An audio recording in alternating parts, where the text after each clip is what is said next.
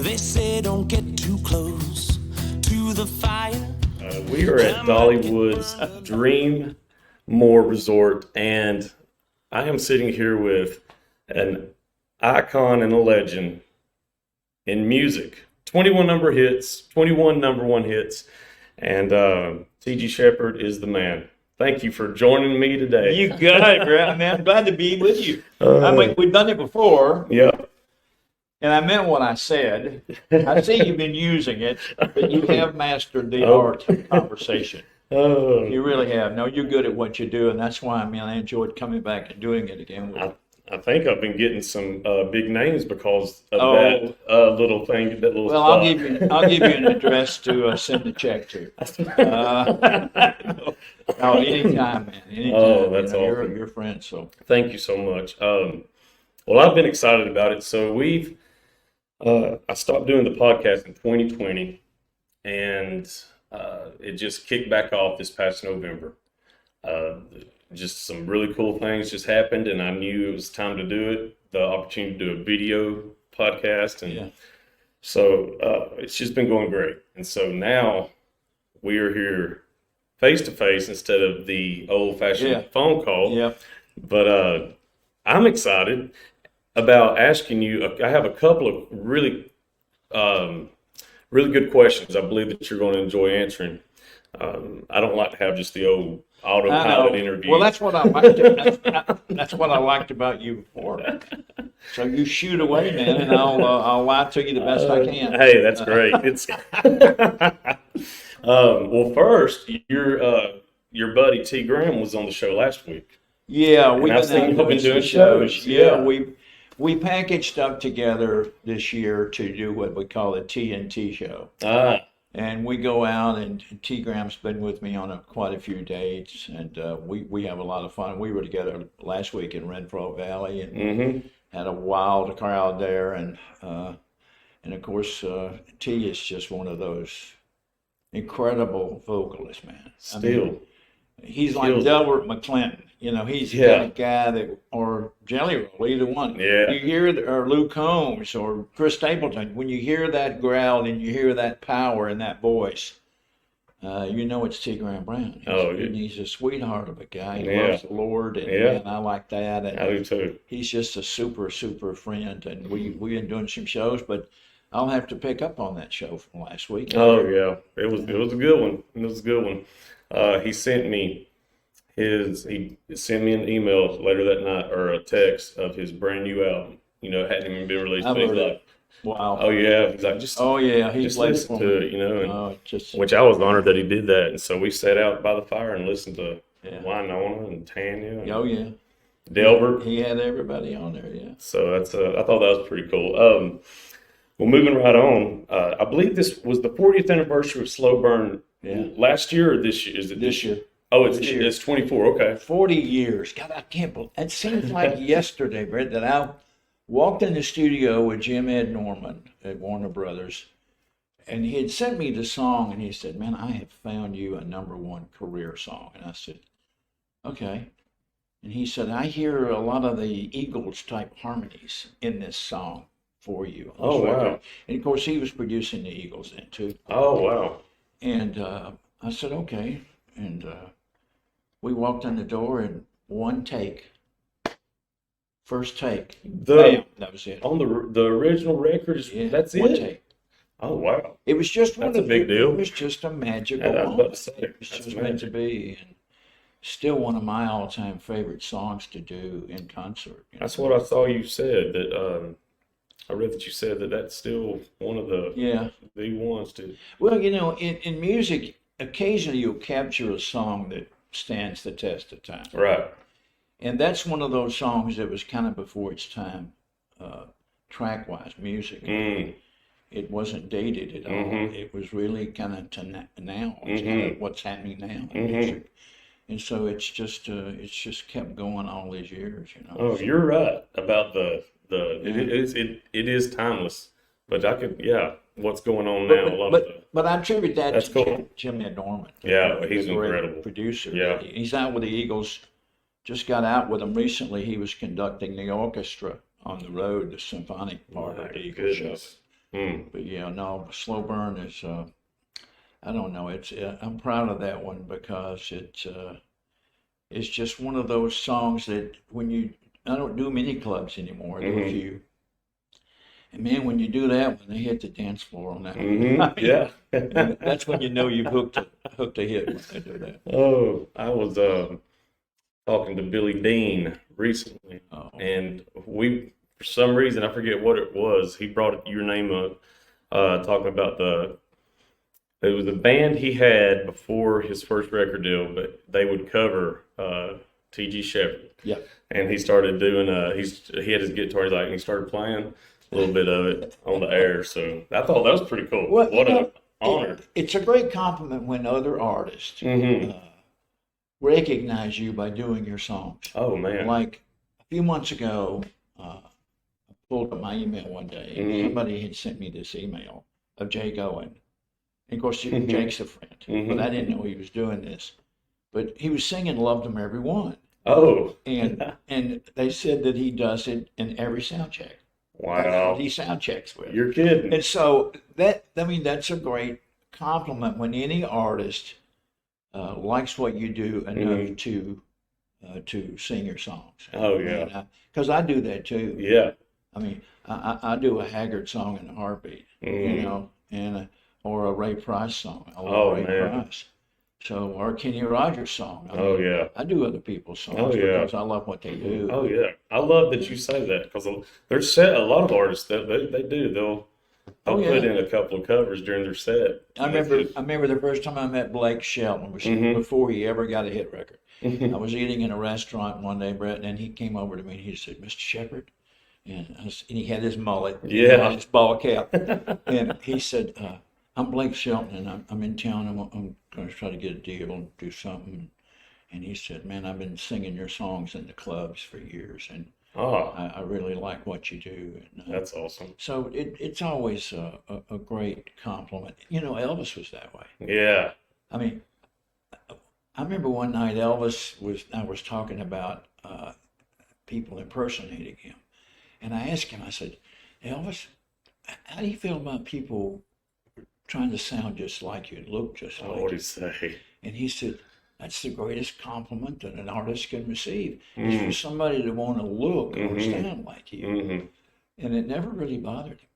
He always thought it was a compliment. Oh, that that's people cool. would want to do that. So I'm always complimented, whether it's a Blake Shelton or a Jake Owen or whoever that does my songs. It's always a pleasure and honor. Well, 21 number one hits. Who's counting? I mean, nobody, right? Yeah. Shoot, 21's, that's a massive feat. It's an artist, I was telling Matt, an artist is blessed just to have, say they just have three. Their whole career. 2 or 3. That's huge. And they may have top 10 singles, but to have the number one spot. Yeah, that number one. Pretty special. I got to tell you a great story. Please I don't know if I told you this before. It's good. Keep going. I don't care. This is the greatest story for anybody who is listening to us or watching us. Yes. To never give up on your dream. And I'll tell you, this story is phenomenal. The day that I went to my mailbox to pick up my billboard to see Devil in the Bottle, number one. Man. I picked up my billboard and I opened it up. Bam, there it was, number one. All these people that I love and admired was on there, and I was number one. It was just a dream come true. And then I reached in that same mailbox, and there was a little box that was returned to me from a major record label with a letter that said, and it was the same song. It was number one in Billboard. And the letter said, "We're sorry at this time we do not feel that this is commercial enough for our label." So in one hand, I had Billboard where it was number one. And in the other hand, I had a rejection letter and the box sent back to me where they didn't think it was a hit. What? So it just goes to show you that if you believe strong enough in what you're doing and you just keep going, if it's meant to be, it will be. So I'll never forget that day. Oh, man. That's a winner in one hand and a loser in the other. So, well, surely they regretted that. I hope. I mean, number one on Billboard, and Well, but that's We had a great run. I mean, we Yeah. had 14 in a row that went number one, and that was kind of new back then. yeah. And then we wound up through the years from 74 to mid 80s, late 80s, of having a few more on Columbia. So 21 is I don't know. I never thought I'd have that many, but I'm That's glad I did. Oh man. It's enabled me to work a long time. Yeah, no doubt. Did you like what year did what was the first number one? What Devil in the Bottle went number one in January or February of 1975. 75? What was it like in that the country music environment and from like 75 to 80? Like what was it Well, then you had people, the Oaks were just starting out. Mhm. The big heavy hitters then was like Farron Young, Okay, uh, gosh, that's cool. Jack Green, Yeah. Dolly, of course, was just starting out too, and you had Dottie West, Mm. and then all of a sudden, I came along with a lot of other people like the Gatlins and myself and Greenwood, and so many of us that came along at the same time. Yeah. Mickey Gilley, Johnny Lee. Okay.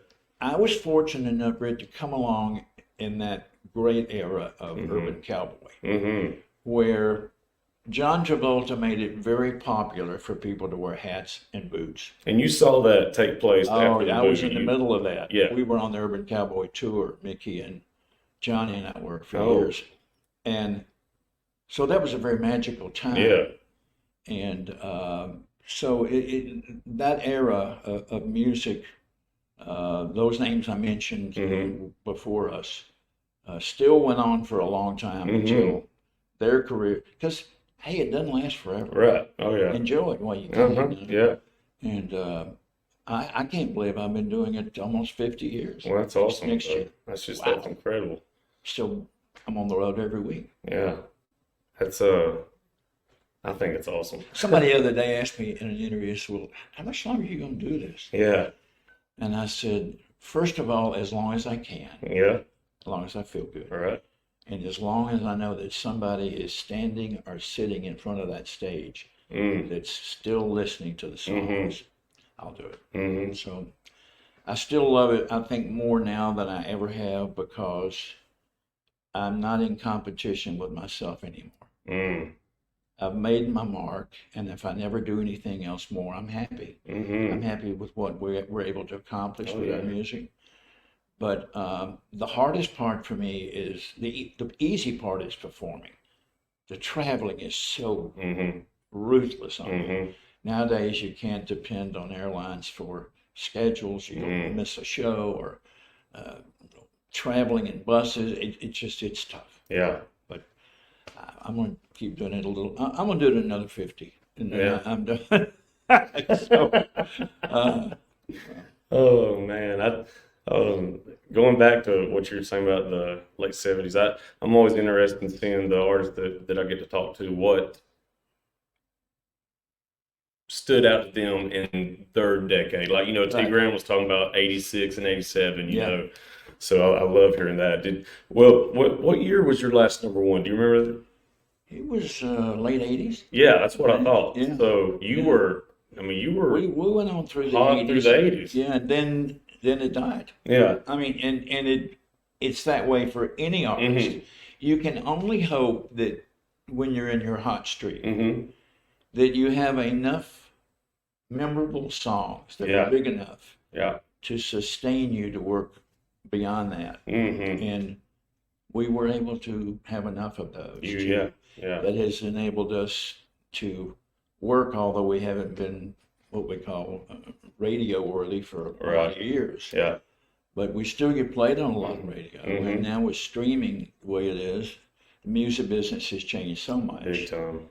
And it's a different business. Now it's social media and TikTok, and we're big on social media because you can reach so many people overnight. Big time. With Isn't it. that something? So, but no, it's we've been very blessed. What throughout your career, what time frame has been the best in the business as far as when people used to get actual record deals as opposed to streaming or as opposed to having CDs? Or did you enjoy having tapes more? And now, you know what I mean? Like, because you've had all that, you know, records, 8 tracks, and Well, I enjoyed the vinyl era, yes, yeah, and it's coming back now. yeah, I know it. That's Jack crazy. White's doing a big thing with that too in Nashville. Oh, is he? He's big on vinyl. Okay. And we're starting to reissue a lot of our stuff on vinyl Oh, that's right now cool. because That's cool. there's something about putting a needle on a record and hearing a little pop every now Yes. and then that makes it real. Yeah, You know, yeah, sometimes it can get too quiet, Yeah. too slick, yeah. and you feel like you're listening to, I don't know, it just feels like it's overdone too much. Right.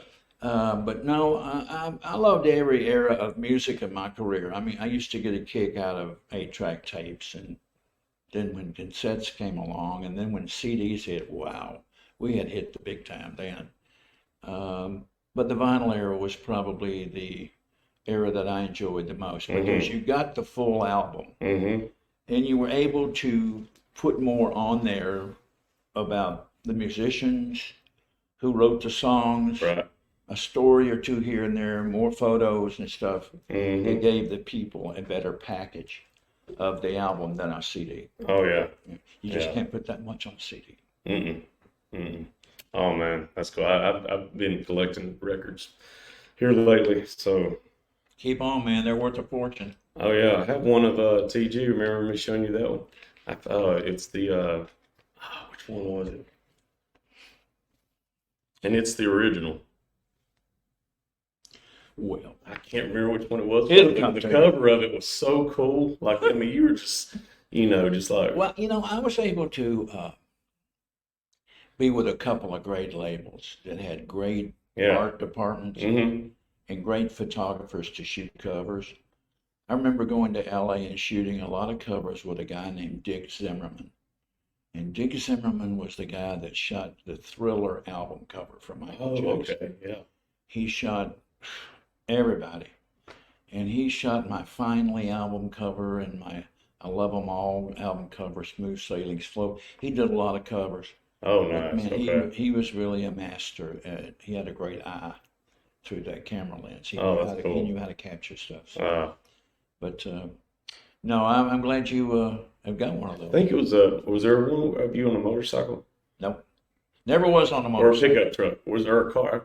No, I was in a car. That's the one. I know That's it. the Finally album cover, I That's the think, one. probably.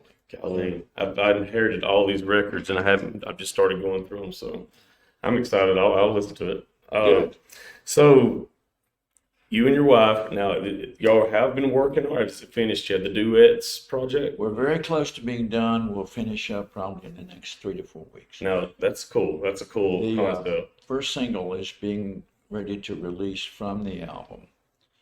And we're not sure yet if it's going to be called Twin Flames, but it may be called Twin Flames. Okay. And we just shot the album cover. I'm very pleased with it. And the first single will be Still the One. It's the Shania Twain hit. Oh yeah. Okay. Well, I can't wait to hear that. And so we did a duet with that. We took a lot of our favorite songs. Mm-hmm. We did an album years ago called Iconic Duets and did Mhm. so well through Time Life. Mm-hmm.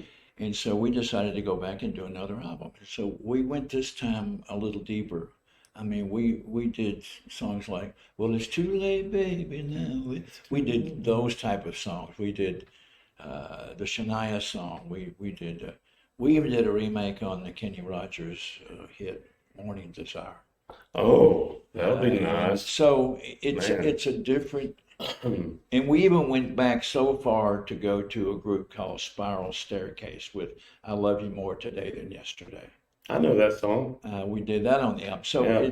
then we did Quando on the album. So it's a unique album, and we're Was it almost fun done. putting it together? Oh and, man, we've been working on it creative for a with it? year and a half. Okay. Yeah, because we haven't been in a hurry, because we believe in doing quality as opposed to quantity, Oh yeah. Yeah. always. Yeah. And so we didn't have a time frame or a record label pushing us because we own our our own company, Leopard Entertainment. And so we took our time with it, and we've had a blast doing it. And we were in the studio before we came here, and doing the new single, mastering it. But it's been a lot of fun. When did working with Kelly? Oh, well, I bet. Yeah. I bet. When did y'all record the Christmas Without You? We did that just right before Christmas. So that's That's okay. new. Yeah. And it'll be part of a Christmas album that's coming next year. Okay. And then last year we did White Christmas and invited the Oak Ridge Boys in on that. Oh, to nice. sing with us. Yeah. So that will be coming up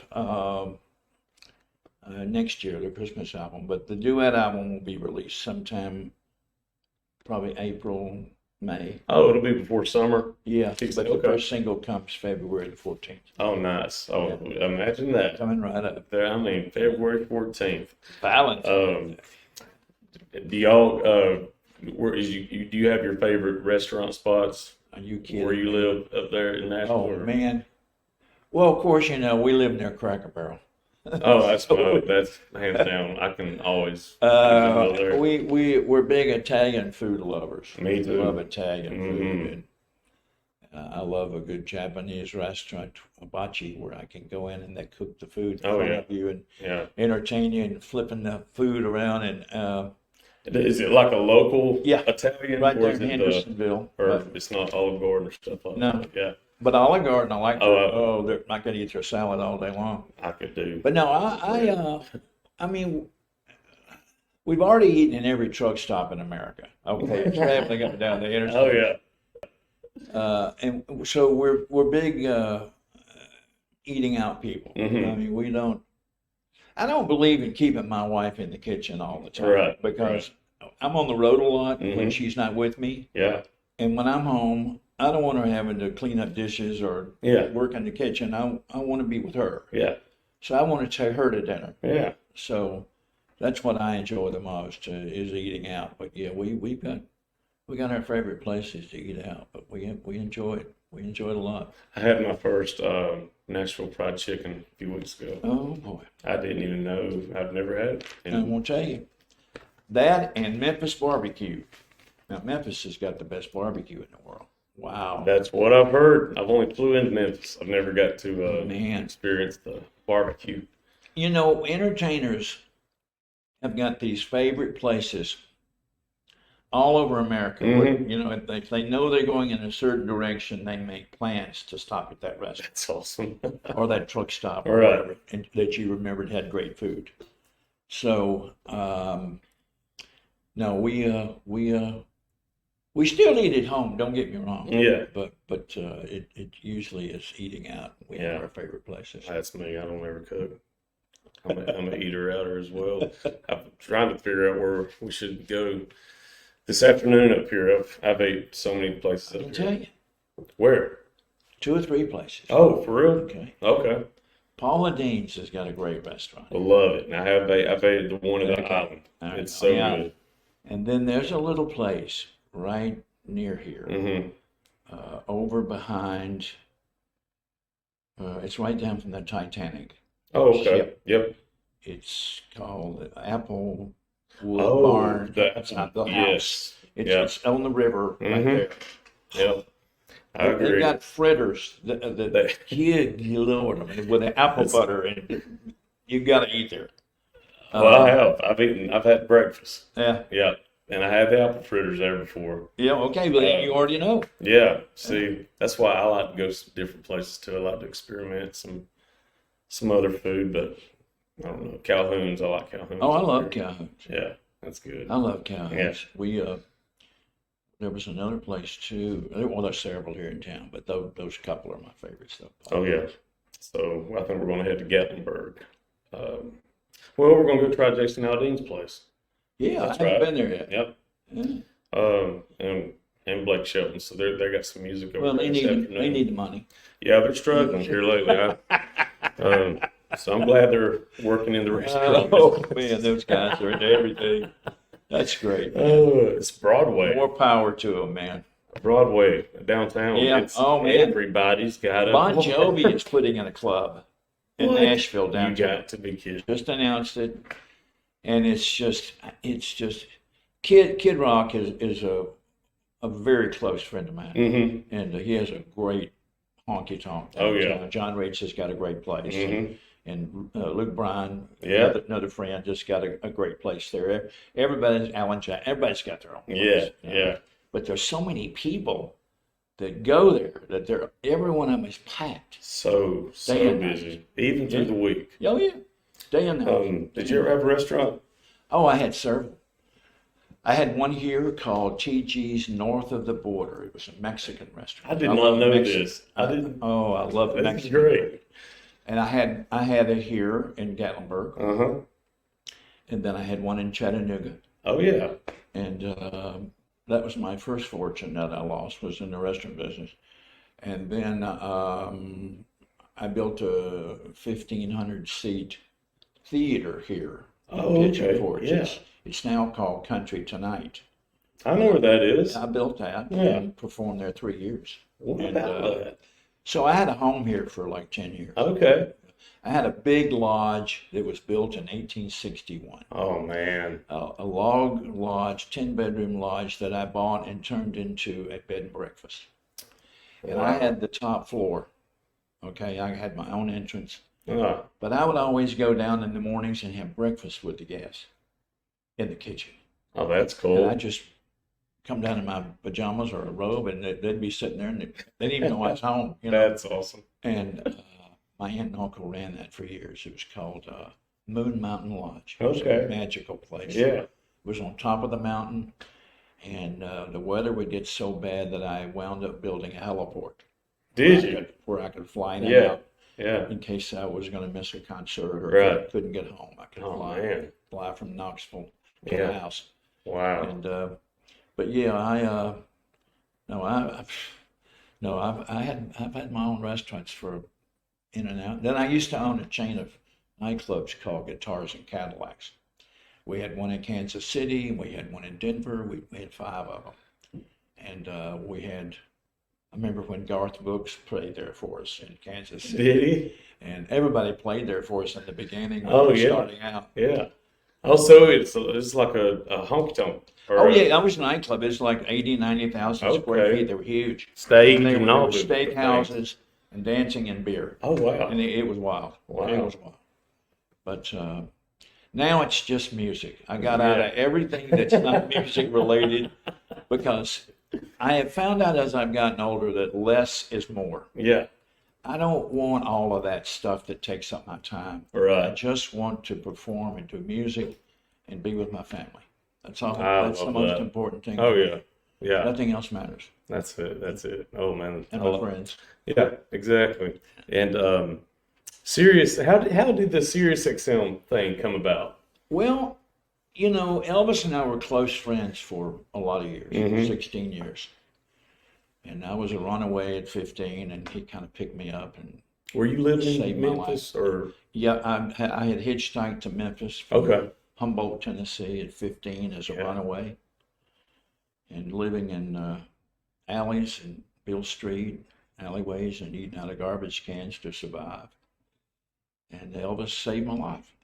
He took me under his wing. I met him at a roller rink, Mm-hmm. and I don't know what he saw in me, but he saw something. And from the night we met, Mhm. when I was almost 16, until the day he died, we were close friends. He actually gave me my first tour bus to get me started. Yeah. And so the association with Elvis, Sirius XM had the Elvis channel Mm-hmm. live from Graceland, Right. and still is. So they approached me and said, you were here a lot, man, when you were a kid. And I said, yeah.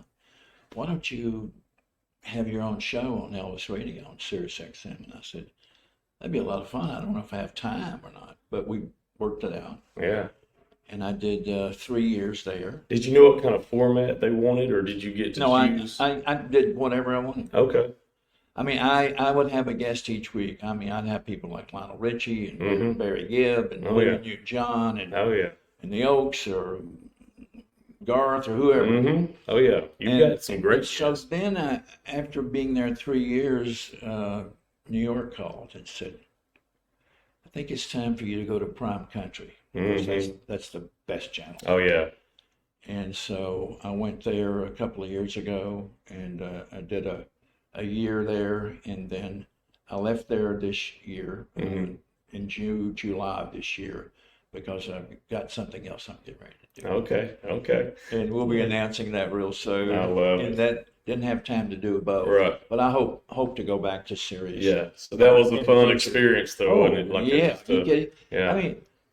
I mean, to be in Hawaii and turn on the radio and hear your own show, or anywhere. I mean, it was amazing. Yes. Or New York, or Yeah. LA, or Chicago. Oh yeah.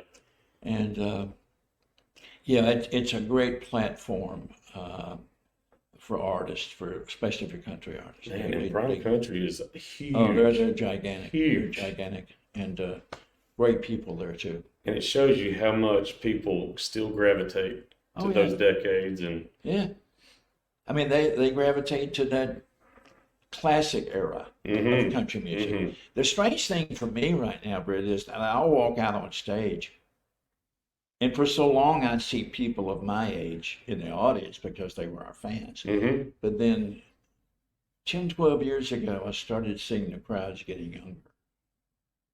And I'd look out in the audience and I'd see 20 and 30-year-olds, and now teenagers, because they've learned or heard our music through their parents or grandparents. So it's a whole new era of listener for classic country. And to walk out on stage now and to break out into a song and hear the audience singing the song back to you is weird, with songs that were number one 40 years ago, like Slow Burn, and they're singing the words.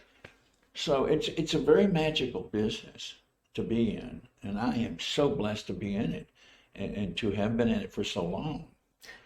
It's a wonderful thing to be a classic country artist. yeah. Because everybody is gravitating back to it. Are you able to ever, like, seriously, like, and I'm not blowing smoke, I'd like to be where you have come through the business, because you are. I mean, you are a legend. You're an icon. And I know it's hard sometimes to take those kind of comments, but it's for real. Hard. It's real, and so I want to.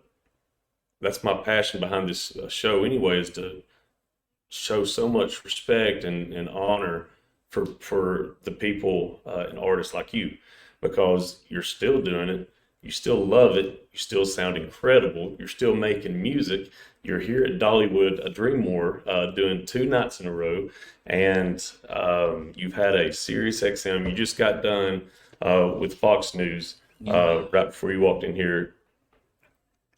Be encouraged, because you really are a living legend who has been there, done that, still doing it. And don't let anyone ever tell you any different. I've never gotten used to that. Yeah. Even now, when you say those things, or I read a headline in a paper, or I see a poster made up of a show, legend. See, I never have felt that. Yeah. I'm just a singer who loves to sing music. And to me, the legends are Haggard and Jones and Waylon and It's God, hard, those those guys are the legends, right? Yeah.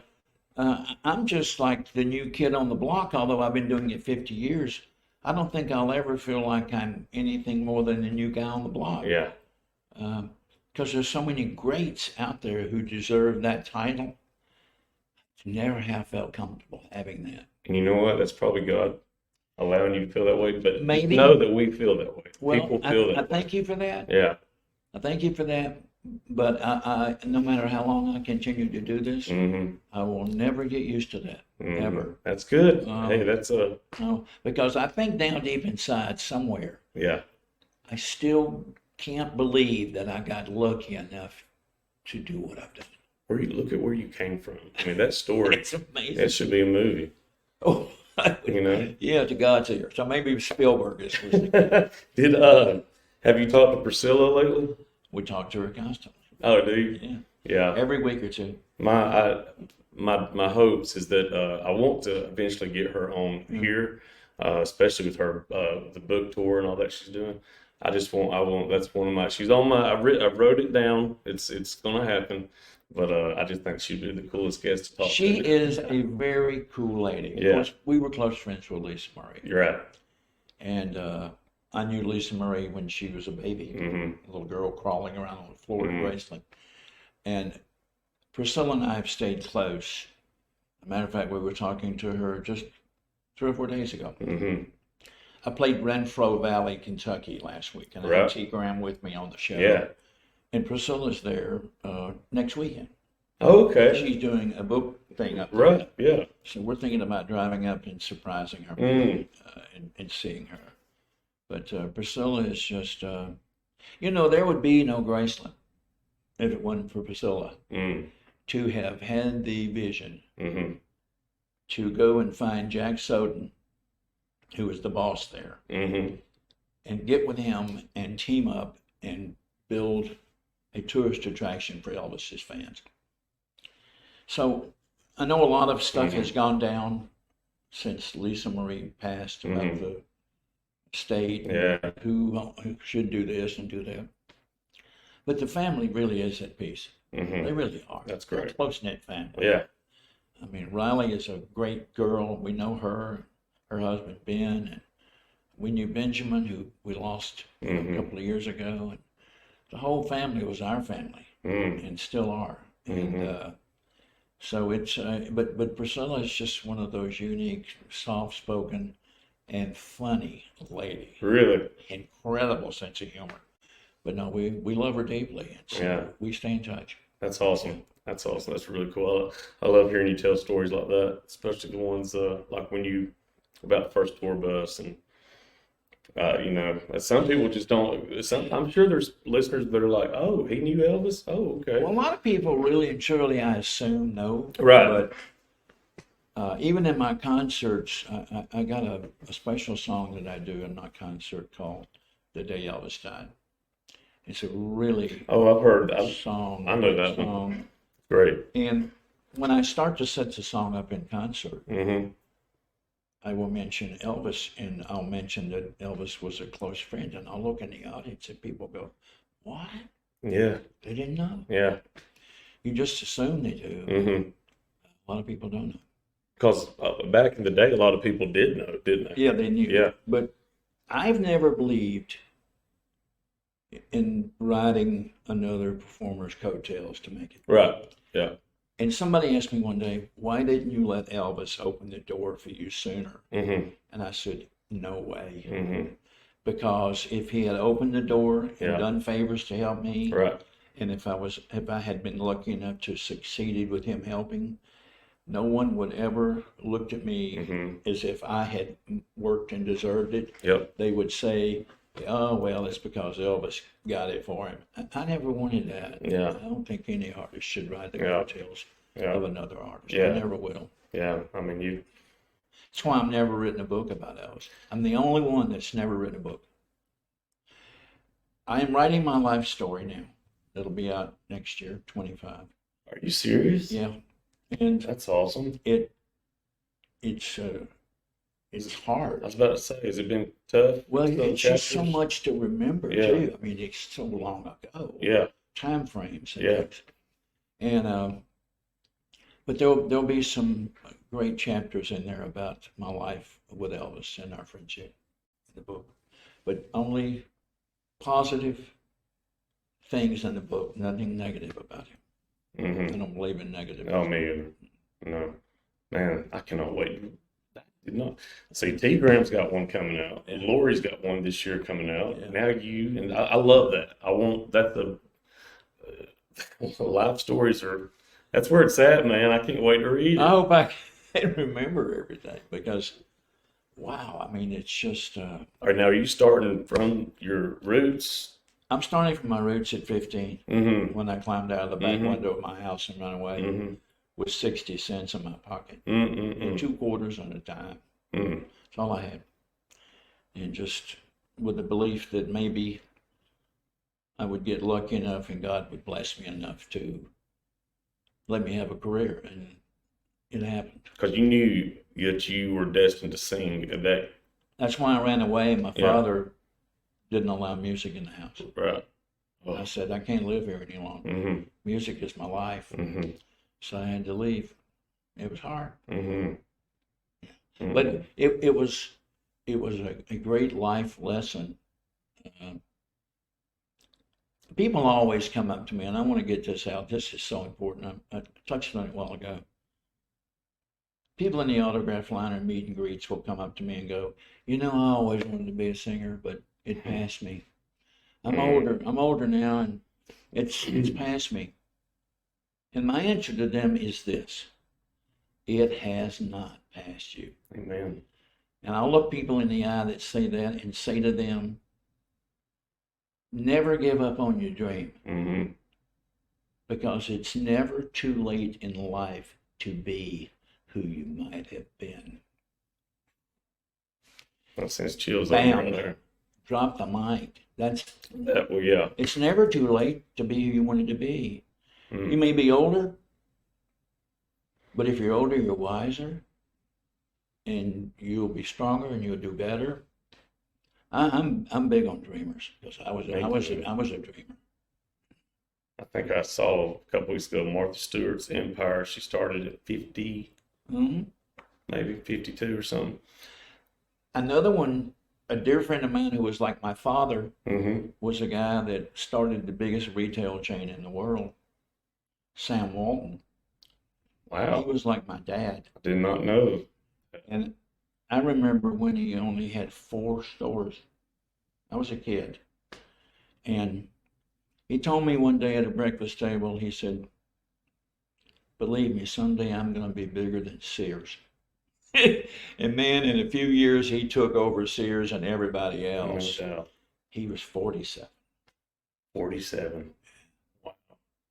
So it's never too late in life to You're right. get out there on that dream. Mm-hmm. You know? There's.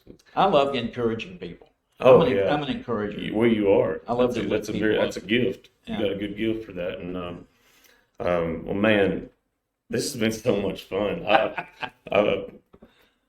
We'll do it again. Oh, we're going to. I love it. I love Maybe it. when the book comes out. That'll be great. Or when the album comes out to do it. That'd be We great, can do too. something else too and have Kelly on together. Oh, I definitely would love that. Yeah. Yeah. It's hard waking up next to her every day. I mean, she's such a beautiful woman. Oh, Lord have mercy. Lord. I have to pinch myself going, am I really married to that woman? What did I tell you on the drive up? I said, TG's wife, Kelly Lang, I told him, I need to get her on the show because blah, blah, blah. She's in music and all that. That's and Kelly. then I said, she's beautiful. This is Kelly right here. She's gorgeous. She's a beautiful woman. She is. She got But she's got a size. beautiful heart. Oh, yeah. Oh, man, what a heart. What a heart. That's awesome. Well, tell her that. I will. I'll tell her you said hi, and we'll do something together soon. That's awesome. Yeah. And thank you Again for being on the show. You've mastered the art of conversation. I love that. I might add that one to the commercial text. You do it. That was a short one. You do it. You do it. All right. Well, thank you so much. Thank you. See you Man. soon. I enjoyed it.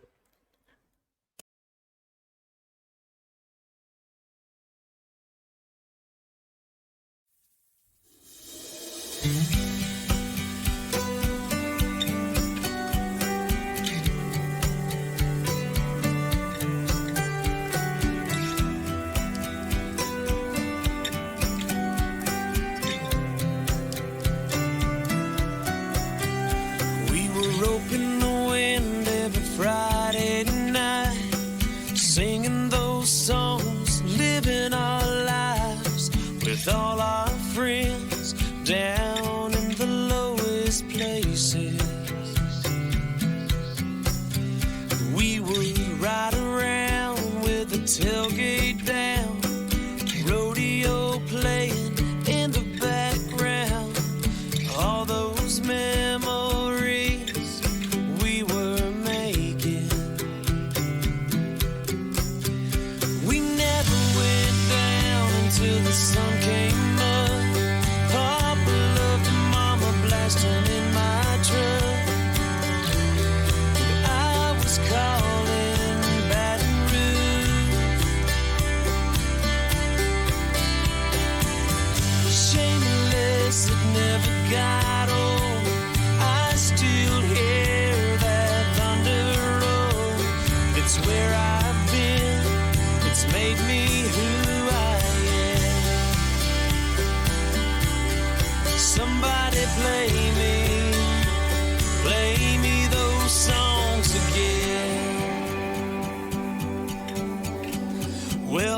old town cried the day Nolan died.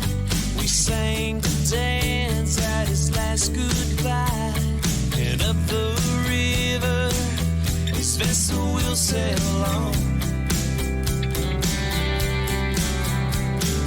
just to relive all our glory days, singing those songs, all the noise we made that summer. I wanna ride around those tracks again. Yeah, we never went down until the sun came up. Papa loved Mama blasting in my truck. I was calling Baton Rouge. Shameless, it never got old. I still hear that thunder roll. It's where I've been, it's made me who I am. Somebody play me those songs again. We were walking the beaches of Cheyenne, standing outside the fire. I'm still thankful for my unanswered prayers, looking in another's eyes. Yeah, we ain't going down until the sun comes up. Papa loved Mama blasting in my truck. Then I'm still calling Baton Rouge. Shameless, it'll never get old. I still hear that thunder roll. It's where I've been, it's made me who I am. Somebody play me those songs again. If tomorrow never comes, I wonder what she's doing now. I'm much too